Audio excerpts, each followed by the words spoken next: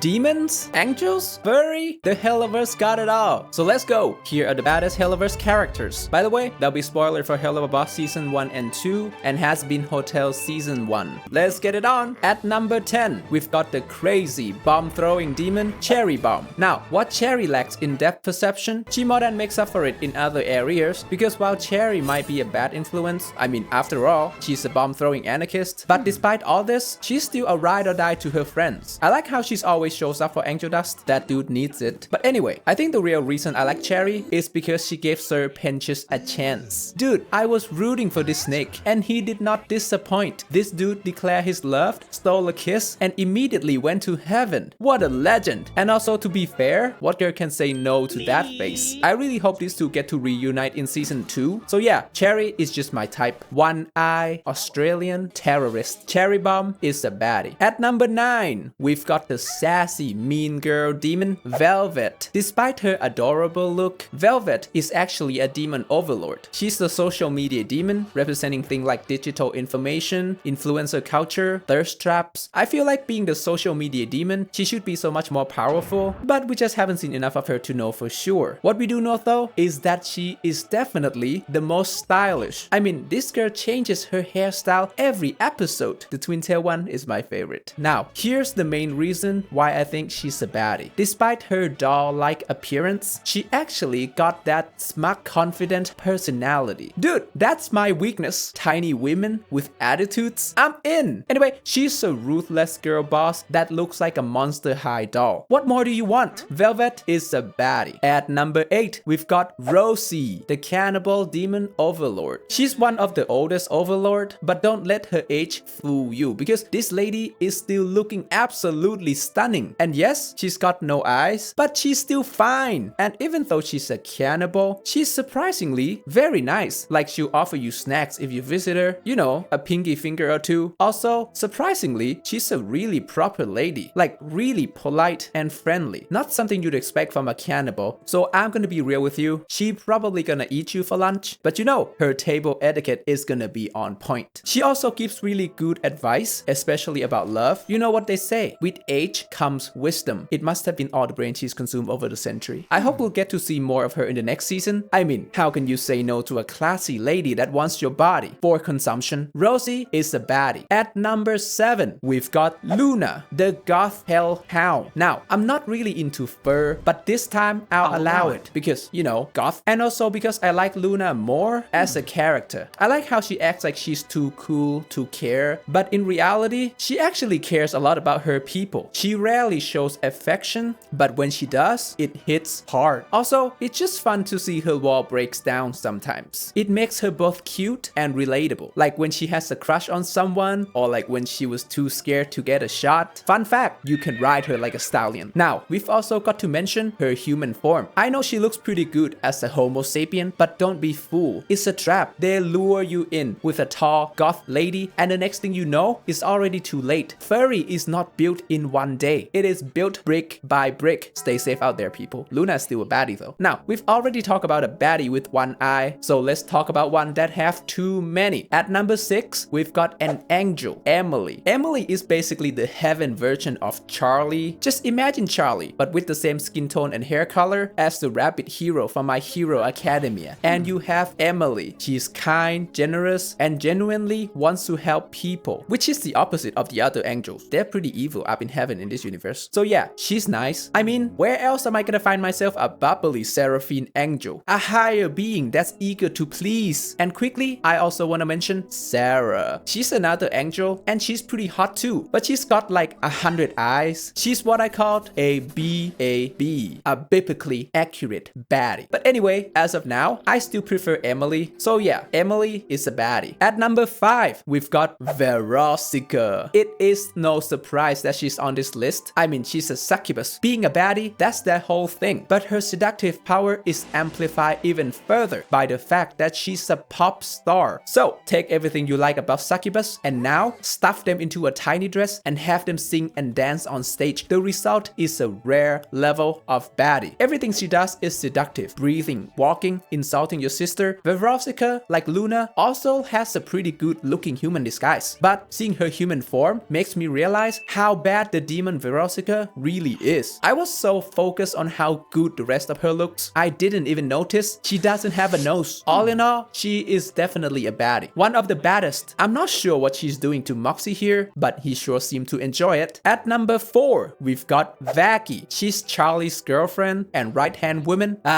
There's nothing like a sip of lesbianism to brighten my day. And no, that's not why she's in hell, because Vaki is actually a fallen angel, which actually tells us important things about her as a person, like how good she looks with short hair. And while she usually acts as a supporter to Charlie, she is actually a baddie in her own right. As some fine people on Reddit pointed out, she is thick as hell. Not as thick as that one dinosaur demon though. Now, to me, the best thing about Vaki is very simple. It's how much she loves Charlie. To quote Adam, "Their love is vile and blasphemous." Hot as though. and while she and Charlie have totally different personality, they really do complement each other really well. She's more serious and skeptical, which offset Charlie's tendency to just believe people. Honestly, their relationship just warms my heart. The face she made when Emily took Charlie's hands, that's why I love her. Hopefully, she has more to do in season 2. Vaki is a baddie. At number 3, we've got Carmilla Carmine, another one of the overlords of hell. Since Carmilla is the first demon to manage to kill an angel, there's a lot of speculation about whether she's a fallen angel herself. Personally, I prefer her to be just a normal demon, because it means that she's just naturally got hands, big hands. Carmilla is dominant, authoritative, and commanding. Everything about her screams, "I'm a dom." Plus, her character is a mix of danger and class. An armed dealer that walks around dressed like a ballerina. Nice! Now, overlords usually embody different human vices. For example, Vox is the TV demon, Alistair is the radio demon, and Carmilla is, of course, the Latina MILF demon. Sometimes, I think that heaven and hell in the Hellaverse actually switches places because, dude, imagine making it to heaven and then you learn that there are 10 feet tall Latina mommies walking around down below. Nah, I'ma tell the angel I'm in the wrong place. And as an added bonus, as the head of the overlord, she is very well connected. I was hoping she could connect me with another hot overlord, the crop top dinosaur. Carmilla is definitely a baddie. At number 2, we've got the main character of the Has-Been Hotel, Charlie. She's the princess of hell, which confirmed my suspicion. Bro, all the baddies are down there. And despite being the daughter of Lucifer himself, she is actually the most normal one on this list, except for her nose. That thing makes she look like a dog. Anyway, let me tell you why I think Charlie is a baddie. She's kind, innocent, and wants to help sinners. It absolutely makes no sense that she can't get enough people to join her rehab program when I'm out here calculating how many sins I've gotta grind to get there. Come on! If a blonde demon baddie asks me to go back to her hotel, then I'm showing up with a toothbrush. Also, when you really think about it, someone who sees the best in people, trusting, and will casually hand you a stack of cash, Charlie's actually got a serious sugar mommy vibe. Anyway, I like that there's a lot of depth to her character. And no, I don't mean because she's bi. You see, while Charlie really does care about helping others, she also uses the hotel as a way to avoid facing her own problems. The most obvious one is the relationship between her and both of her parents. She feels real, you know? You just can't help but root for her. I mean, where else am I gonna find myself a demon baddie with both mommy and daddy issues at the same time? But she is not just a naive goody-goody all the time. If you make her angry, she will turn into her demon form, which I think is super hot. After spending the whole season watching her being bubbly and nice, we finally get to see her breaking bad. This had the same effect on me as when Velma from Scooby-Doo got a makeover. She looks even more like a dog now though. I'm not the only one seeing this, right? Or did I actually catch the Luna fever? She's a cute demon princess trying to make the world, in this case hell, a better place. How could you not root for her? Plus, suspenders?